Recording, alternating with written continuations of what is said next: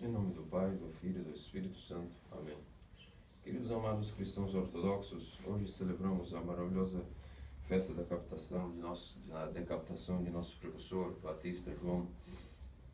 Nosso profeta João Batista, exatamente como os santos ofícios nos disseram ontem na vigília, e como hoje também no seu tropário, seu politicon, a Santa Igreja o salva, da seguinte maneira: que ainda que a igreja não tivesse hinos para louvar o precursor, aquilo que o próprio Deus Salvador Jesus Cristo disse dele mesmo já seria suficiente, pois foi dito que pelo nosso Senhor que entre os maiores dos profetas aí está João Batista. Ou seja, assim como a igreja canta aqui, que tipo de hinos podemos oferecer a nós diante daquilo que foi o próprio testemunho do Salvador já era suficiente para falar de ti, ó precursor, uma vez que foste nascido entre o maior, entre os nascidos de mulher, sois o maior entre os profetas. De fato, João Batista é o chefe dos profetas, é o chefe daqueles que profetizaram e pregaram e fortaleceram Israel diante da vinda do Messias. Por quê? Porque o João Batista não foi aquele que apenas, como os profetas, apenas pregou, profetizou a respeito do que seria a encarnação do Filho de Deus. Ele mesmo teve a graça de, mais do que todos os profetas, não só apenas pregou e ensinou o povo as veredas da justiça, os mandamentos, e deu testemunho de que um dia viria o Messias, mas ele apontou com o seu próprio dedo o Messias quando veio diante do Rio Jordão e disse: esse é o Cordeiro de Deus que tira o pecado do mundo. Então, entre todos os profetas, ele foi o chefe de todos, porque ele foi aquele que conseguiu viver para ver e apontar com o seu próprio dedo aquilo que os profetas não haviam visto, mas haviam sido a eles revelado devido à revelação divina. Agora, no precursor, cumpriu-se essa revelação divina, no ponto que ele mesmo apontou com o seu próprio dedo ao próprio Messias. Além disso, claro, também instruía todo o povo nos caminhos da justiça, como todos os demais profetas, pregando a palavra da verdade. Além disso, nós vemos que os títulos que a igreja dá a João Batista, como disse, ou seja, é aquele que foi o maior entre os profetas, profeta, precursor e Batista João. Profeta, o chefe entre eles todos, precursor, porque de fato João Batista foi aquele que aplanou as veredas do caminho do Senhor, para o caminho do Senhor. Ou seja, essas veredas, na verdade, são os corações dos homens. Os montes e as colinas que foram aplanados, os buracos nesses caminhos que foram tapados, significam os corações dos homens, que devido à sua dureza de coração, foram amolecidos devido à pregação suave e ao mesmo tempo dura do precursor, para que o povo de Deus pudesse saber que eis o reino dos céus está próximo. E essa pregação foi aquilo que preparou a todo o povo de Israel para começar um batismo de arrependimento, para futuramente receber aquilo que seria o batismo do Espírito. E como eu dizia em relação a João Batista, voltando à sua característica como profeta, vale lembrar que até mesmo no ventre de sua mãe ele é o chefe dos profetas, porque desde o ventre de sua mãe ele mesmo reconheceu, quando a Santíssima Teotocos Virgem Maria deparou-se com a sua mãe, ainda no ventre ele sentiu e desde daí indicou, devido à força do Espírito Santo que já nele habitava, sentiu a presença do Messias e desde lá foi o precursor, desde lá apontou para a humanidade que o Messias já estava ali dentro do seio da Virgem Maria. E o poder do Espírito era tão grande que parava sobre João Batista, que a sua vibração no ventre de sua mãe, testemunhando desde o ventre que ali estava o seu rei, fazendo reverência a ele desde o ventre de sua mãe, esse poder invadiu até mesmo a sua própria mãe Elizabeth, e ela também acabou tornando-se ali uma profetisa e profetizou as palavras de que a Virgem Maria realmente daria à luz, conceberia aquele que era o prometido em todas as nações. Portanto, não só é o chefe dos profetas, mas também o precursor, porque mesmo desde o ventre de sua mãe também deu indicação daquilo que seria o Messias. Nós também dizemos que João foi, além de precursor e profeta, também Batista. Batista porque foi aquele que foi o homem escolhido por Deus para batizar o próprio Deus. Não que Deus, nosso Senhor Jesus Cristo, precisasse de batismo. Afinal de contas, o batismo de limpeza, ele não precisava, porque afinal de contas, que pecado poderia ter nosso Senhor, ou como pode Deus arrepender-se de ter feito algo contra si mesmo? Logo, não era o batismo, não era Cristo que precisava do batismo, mas o batismo que precisava de nosso Senhor Deus Salvador Jesus Cristo, e para que o batismo fosse insuflado com a força edificante de nosso Senhor, do seu corpo puro, puríssimo, e recebesse o insuflar do poder de sua energia, de sua divindade, de seu poder salvífico, esse mistério do batismo, o sacramento do batismo, foi ministrado pelo próprio precursor e batista João ao seu primo e ao mesmo tempo ao seu Deus, ao mestre ao qual ele tanto amou e serviu desde de sua juventude, desde o deserto. Desde sua mais tenridade, ensinado pelos próprios anjos, todos os segredos do qual ele aprendeu, não por homens, não por livros, mas diretamente dos anjos. Agora, dizemos também que nosso querido João, profeta precursor e batista, é também como um mártir. Hoje comemoramos a sua decapitação. E o título de mártir é dado a ele por uma questão particular. Nós vemos que os mártires, por exemplo, em determinadas épocas, sofrem um martírio devido à confissão de fé e por não aceitarem a idolatria ou a quebra daquilo que é a confissão de fé ortodoxa, são levados e condenados ao martírio. E alguns não chegam à morte, mas são chamados confessores de fé.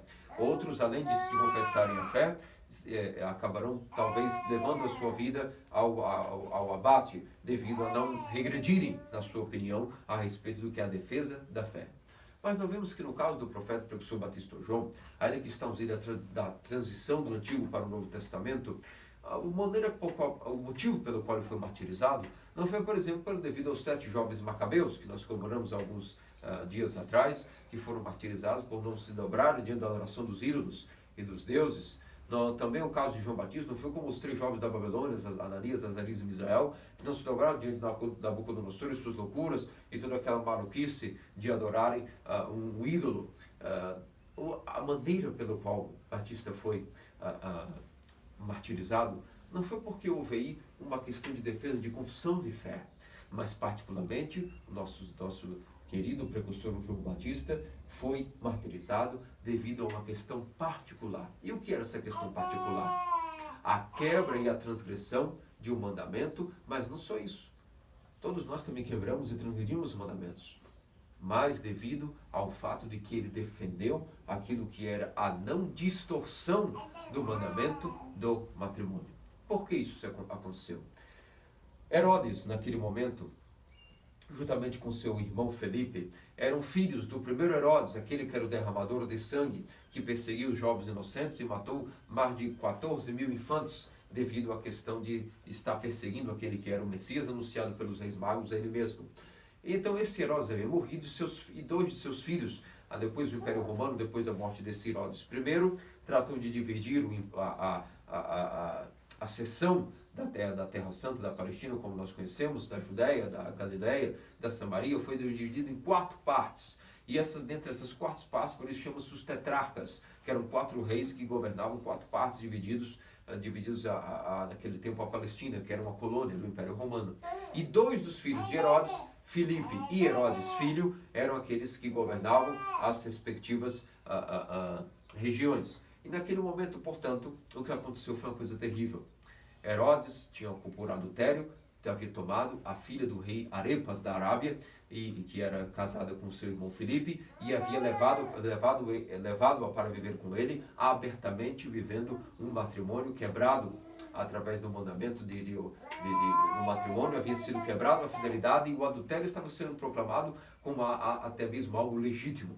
E naquele momento, obviamente, o precursor batista João dizia a ele, em sua pregação, desde o deserto da Judéia, pregava publicamente de que Herodes, tu não podes ter a mulher do teu irmão, a filha do rei Arepas da Arábia, a qual era esposa de Filipe. Isto é um adultério. Tu não podes ter a irmã a esposa do teu irmão.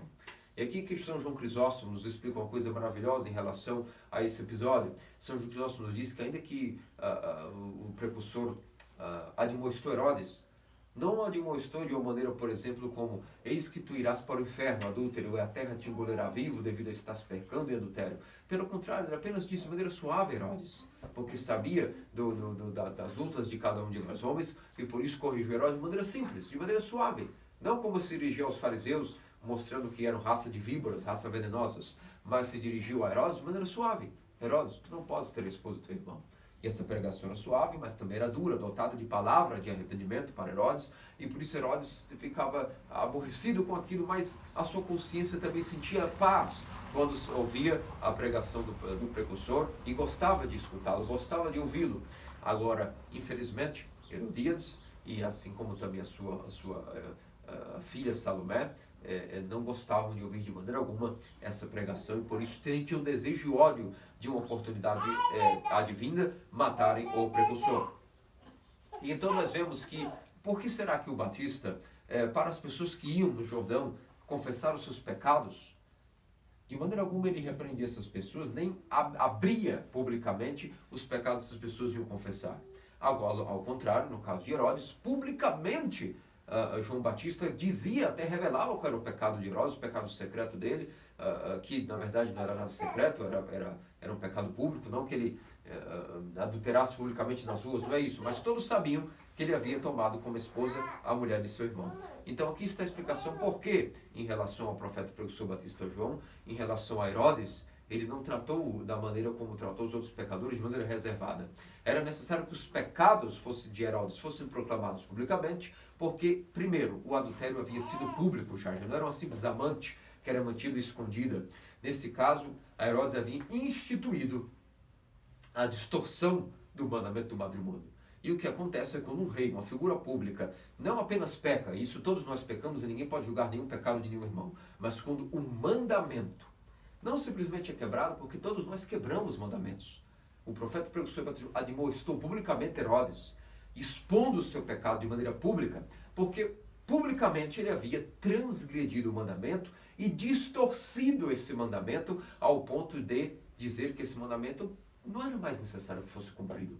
E, portanto, quando um mandamento da lei, que foi revelado pela própria graça divina, é distorcido e instaura-se nele um novo mandamento em lugar daquilo que deveria ser colocado de maneira pregada publicamente, como foi a instituição de um novo mandamento, ou seja, a permissão pública do adultério.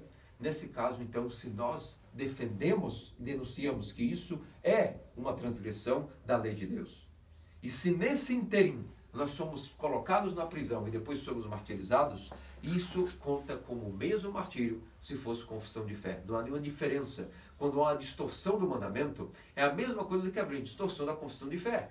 A pessoa passa a ser um confessor de fé, se defende a manutenção do mandamento, e se nesse processo ele sai morto, ele é dito como um mártir. Não há diferença entre defender o mandamento, que é a revelação divina da energia criada pelo próprio Deus, e defender aquilo que é a confissão de fé. É por isso que dizemos que o Batista também tem o título de mártir, porque ainda que ele não foi preso e colocado na prisão por estar defendendo a quebra de alguma fé, ou que Herodes estava adorando um falso ídolo, ou que os judeus agora haviam inventado uma nova, digamos assim, perspectiva de como adorar o Deus verdadeiro. Não. Nesse caso, houve uma transgressão da lei. E quando há a transgressão da lei, ao ponto de distorcer o mandamento para continuar transgredindo a lei, nesse caso não é apenas uma transgressão como o pecado, afinal de contas todos nós temos pecados e não podemos estar acusando ninguém disso, julgando alguém. Agora, quando a transgressão da lei passa a ser legalizada e instaurada pela distorção de um mandamento, nesse caso há que denunciar a distorção desse mandamento, e se nesse processo nós somos colocados no cativeiro, ou se somos colocados como pessoas que vão perder a vida por causa disso, somos também considerados mártires, da mesma maneira como os confessores de fé. Não há diferença entre defender os mandamentos e defender a confissão de fé verdadeira, a confissão de fé ortodoxa. É por isso que mártir João Batista, precursor, também foi martirizado, ainda que o martírio dele não foi o motivo, não foi como, por exemplo, os jovens da Babilônia ou como os 7 jovens macabeus. E isso é tão sério, queridos amados cristãos ortodoxos, que quando há uma instauração da transgressão da lei pela distorção de um mandamento e legalização desse pecado, nada pode conter o ser humano em sua loucura. Isso por quê? Porque figuras públicas como o rei Herodes, quando passam a instaurar a transgressão da lei justificada pela legalização de um pecado, ou seja, a distorção de um mandamento, o que vai ocorrer? As pessoas com o tempo passarão, obviamente, a também acharem que dessa maneira todos poderão estar aptos a também transgredir os mandamentos, e que esse mandamento talvez não seja mais necessário, e houve, portanto, a distorção do mandamento e a instauração de outro mandamento no lugar daquele. No caso aqui, a legalização do adultério. Jamais o adultério poderia ser algo legal. Não estamos aqui para julgar ninguém, O pecado do adultério deve ser confessado, arrependido, e Deus está pronto para perdoar todos. Agora, quando isso é instaurado como um pecado legalizado e o mandamento do matrimônio foi distorcido, nesse ponto aí haverá uma grande a influência em todo o povo, porque se a figura pública do rei vive dessa maneira, todos vão criar justificativas para também terem nesse exemplo a transgressão do mandamento, a distorção da lei para justificar a legalização de um pecado. Isso é tão grave que já ocorreu na história da humanidade. Na história do próprio cristianismo, se nós voltarmos ao século IX, na época que o filho da imperatriz Helene, aquela que havia restaurado os ícones, Miguel, filho de imperatriz Helene, não Miguel, filho de imperatriz Teodora, mas Miguel, filho de imperatriz Irene, assim que ela restaurou os ícones através da convocação do sétimo concílio e foi decretado o fim do iconoclasmo, a igreja estava ainda com cicatrizes, a igreja estava ainda traumatizada, recuperando-se, tomando fôlego de 80 anos seguidos de perseguição aos ícones. E naquele contexto histórico, o patriarca de Constantinopla chamava-se São Tarásios de Constantinopla, e o que aconteceu foi que o príncipe Miguel, depois que proclamado rei, cometeu um erro terrível. Ele despojou a sua, rechaçou sua esposa, Santa Maria, que era neta de São Filarete, o Misericordioso, e infelizmente a rechaçou, a colocou num convento à força e tomou para si a sua amante e casou com ela. Como ele chegou a esse objetivo tão terrível? Ele providenciou de que um dos sacerdotes que servia na Catedral de Hagia Sophia, secretamente, após repudiar a sua esposa, tratasse de casar-se com sua amante. E quando chegou aos ouvidos do patriarca Tarásios, nesse momento, a neta de São Filarete Misericordioso, a Santa Maria, foi colocada no convento à força, e ele procurou o sacerdote e casou com esta mulher, a sua amante, legalmente diante da igreja, e isso foi um escândalo para todo o império. Nesse momento, São Tarásios não gostou nada daquilo e se dirigiu ao príncipe dizendo que isso não poderia ser feito. Isso é uma transgressão do mandamento do matrimônio e a legalização do pecado do adultério. Nesse momento, então, o príncipe Miguel, feito rei, imperador, desafiou e ameaçou o patriarca Tarásios da seguinte maneira, com uma chantagem. Se você interfere no meu matrimônio com esta mulher, eu irei revogar o concílio sétimo e irei tratar de reinstaurar a perseguição aos ícones. Então deixe-me em paz, ou a igreja novamente terá guerra contra os ícones. E naquele momento, o patriarca Tarásios, por amor ao rebanho, cometeu o erro de escolher o mal menor. Preocupado com o trauma que a igreja havia passado por 80 anos de perseguição, exausto que a igreja estava, tentou escolher o mal menor. Só que quando nós lidamos com o mal, quando o demônio quer nos chantagear, nós não podemos escolher o mal menor. Não existe escolher o mal menor. Nós temos que ser firmes, porque nosso Senhor nos disse que se formos fiéis nas pequenas coisas, Ele também será fiel a nós, e nós seremos feitos fiéis por Ele nas coisas maiores. O que aconteceu foi que o patriarca Tarásios, por amor ao seu rebanho, tomou medida de como colocar panos quentes, colocar olhos fechados em relação àquela terrível legalização do adultério, e deixou que o rei Miguel seguisse com sua vida ladina. O que aconteceu foi que o monastério de Estudion, que ficava diretamente no canto das muralhas de Constantinopla, os monges de Estudion, naquele momento, o monastério fundado por São Teodoro Estudita, que era inclusive era dedicado a São João Batista, lembrando-se da inspiração que o profeta e precursor deu a eles, devido àquele caso antigo em Herodes e Herodíades de Salomé, inspirados por essa grande valentia do precursor naquele então, trataram-se de se manifestar e publicamente escreveram uma carta ao patriarca Tarásios dizendo que não aceitavam isso, que ele cometeu um erro e jamais poderia aceitar o mal menor, mesmo em chantagem de um mal maior, porque isso não iria sair-se bem. Quando nós não somos fiéis nas pequenas coisas, outras coisas maiores também sairiam mal, e o mal tem que ser cortado pela raiz.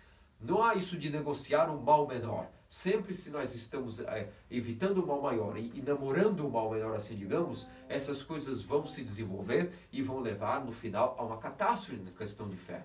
e, portanto, os monges de Estudion foram firmes, e como o patriarca Tarásios não regrediu de seus panos quentes e de fechar os seus olhos para a questão do rei Miguel, eles até mesmo pararam a comemoração de São Tarásios, pararam de comemorar na liturgia, e isso fez com que uma hora São Tarásios voltasse à tona e anulasse novamente o casamento de Miguel, depois aquele sacerdote que havia feito esse casamento diante de Hagia Sofia, e a paz da igreja foi restaurada, e o que aconteceu foi que por a força dos monges de Estudion, o povo pôde até mesmo exigir que o rei quietasse a sua transgressão.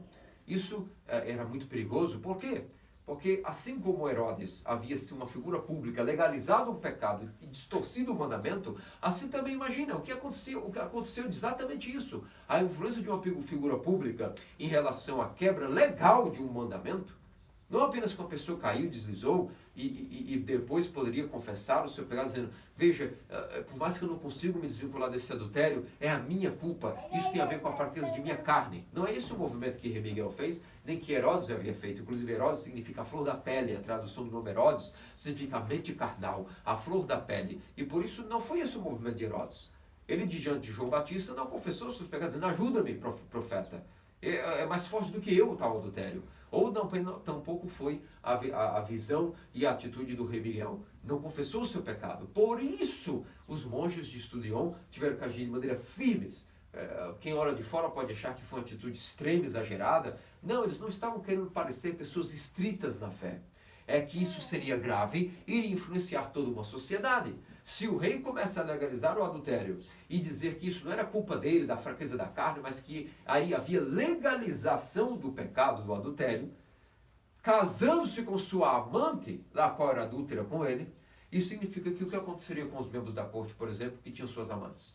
Iriam começar a rechaçar suas esposas e casar com elas, com as suas amantes na igreja. Foi isso que aconteceu. Assim que o imperador Miguel tomou sua atitude, inúmeros cortesãos começaram a repudiar suas esposas e casarem com suas amantes que eles tinham secretamente na igreja. E por isso era gravíssimo. Quando há a legalização de um pecado e a distorção de um mandamento, isso vira uma moda. E jamais um cristão pode aceitar tal coisa. E, portanto, se somos firmes nas pequenas coisas, ainda que ameaçados por coisas grandes, qual é a atitude que nós devemos ter? Dizer, que seja feito assim. Eu confiarei no meu Deus e serei fiel na pequena chantagem, assim como também Ele me fará ser fiel na grande. E não irei arredar o pé da confissão de fé verdadeira ou de defender um mandamento. A qual não tem a diferença entre defender um mandamento, sofrer e ser martirizado em prol de um mandamento, ou pela confissão de fé. É a mesma coisa. E, portanto, assim foram os monges de Estudion, e de fato foi assim que, pela graça de Deus, esse problema foi resolvido.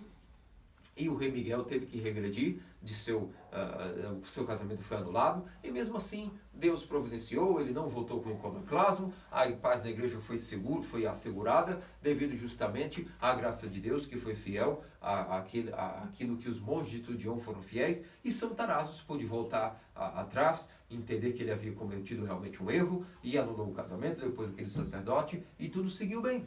Isso nos ensina, amados cristãos ortodoxos, que mesmo que alguém venha nos chantagear em relação à confissão de fé, a uma perseguição, a quebra de um mandamento, a distorção de um mandamento, devemos ser fiéis mesmo na pequena momento, desde o primeiro momento. E depois, mesmo que a coisa se complique, que o caldo engrosse, como dizemos em português, não importa. Deus fará com que nós sejamos fiéis nas grandes perseguições, nas torturas e ameaças da nossa família, até mesmo, se nós somos fiéis na nossa consciência primeiro, dentro de nossos corações, Deus fará com que depois, até nas grandes perseguições, sejamos fiéis até o fim. Portanto, São João Batista é aquele que, além de ser um profeta, precursor e batista e mártir, também os santos padres o chamam como o anjo do deserto. Por que o anjo do deserto? Porque assim como a voz de nossa consciência é a voz que habita no deserto de nosso coração, São João Crisóstomo muito bem diz, o próprio precursor é comparado à voz que clama do deserto, é a mesma coisa que a nossa consciência. Nossos santos padres dizem que o profeta, precursor e batista João é um sinal, um símbolo da nossa própria consciência. É o santo precursor que em nossa consciência intercede para que nós possamos ter arrependimento. Por isso, nossos santos pais dizem que a nossa consciência não é como se fosse. Nossa consciência é estritamente a própria voz de Deus. E o profeta e precursor Batista João é essa voz que clamou no deserto de nossos corações.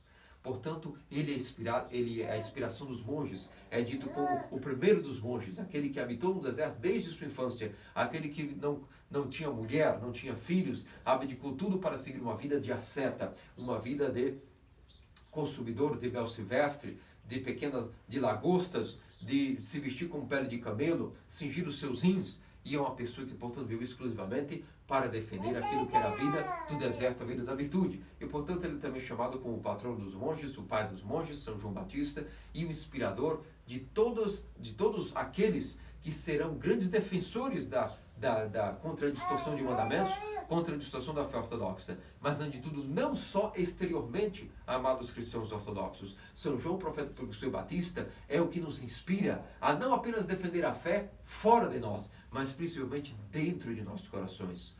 Todas as vezes que nossa consciência nos alerta a respeito de que estamos cometendo algum pecado, de termos que mudar a nossa vida, essa é a voz de João Batista em nossa consciência. A ele foi dado esse dom de interceder nas consciências dos cristãos em prol do arrependimento.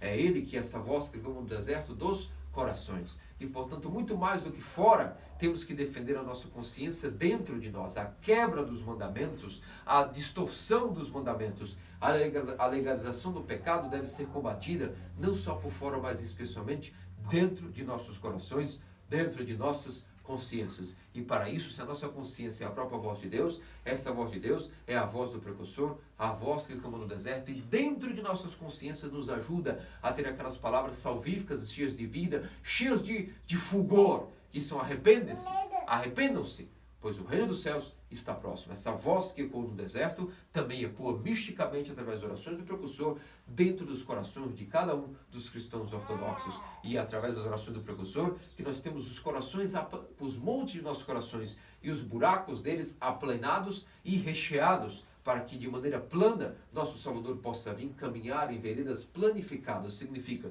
que as nossas paixões, nossos desejos, nossa consciência finalmente ajeitadas e arrumadas de maneira organizada e benéfica, para que o nosso próprio Salvador possa vir e morar em nossos corações. Esse é o papel do precursor, não só na história, não só nas consciências dos homens, mas especialmente dentro do coração de cada um individualmente. Portanto, peçamos a nosso Senhor Deus Salvador Jesus Cristo, que pelas ações do seu precursor, o anjo do deserto, o profeta, precursor e Batista João, temos as veredas e os buracos de nossos corações aplanados e recheados, para que Ele mesmo possa vir habitar entre nós e dar-nos a graça de habitar nas regiões celestes com o seu precursor, sua Santíssima Mãe, até toque sempre Virgem Maria e todos os santos por toda a eternidade. E disso, nosso Senhor Deus Salvador Jesus Cristo, faça-nos dignos pelas orações de sua Puríssima Mãe, até toque sempre Virgem Maria e todos os santos. Amém. Amém.